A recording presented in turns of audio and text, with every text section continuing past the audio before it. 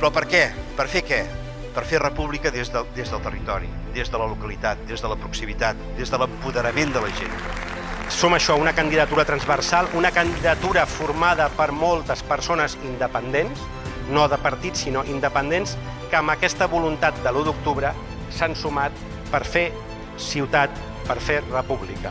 Que som un equip de diferents barris, amb diferents professions, i que tenim un ampli ventall, des de el més jovenet de tots, el Joan Falcón, amb 19 anys, a una persona que aquest mes, a finals d'aquest mes, em farà la xifra inversa, 91, la Matilde Mercè.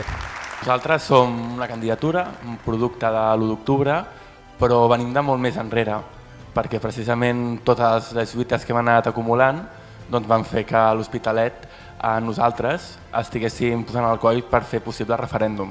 Impulsarem que hi hagi un centre d'emergències socials que pugui atendre ràpidament i a l'acte qualsevol emergència social. L'Hospitalet ja és un motor econòmic, però volem que ho sigui més.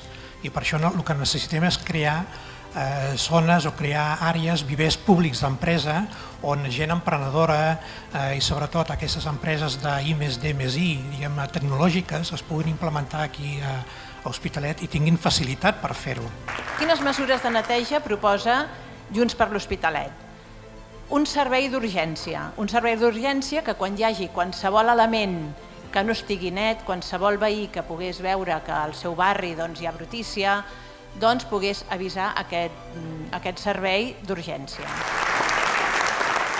El nostre projecte és tenir una ciutat on puguem respirar, net i que tinguin molts més espais verds dels que té actualment, reduir el volum de la contaminació atmosfèrica.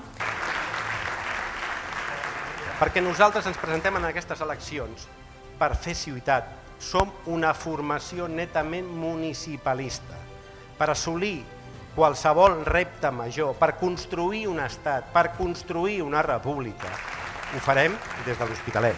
Nosaltres defensarem aquesta ciutat, defensarem aquest país en democràcia, en llibertat, no ajupirem el cap i sempre, sempre, sempre ens trobaran per col·laborar en tot allò que tiri endavant la ciutat.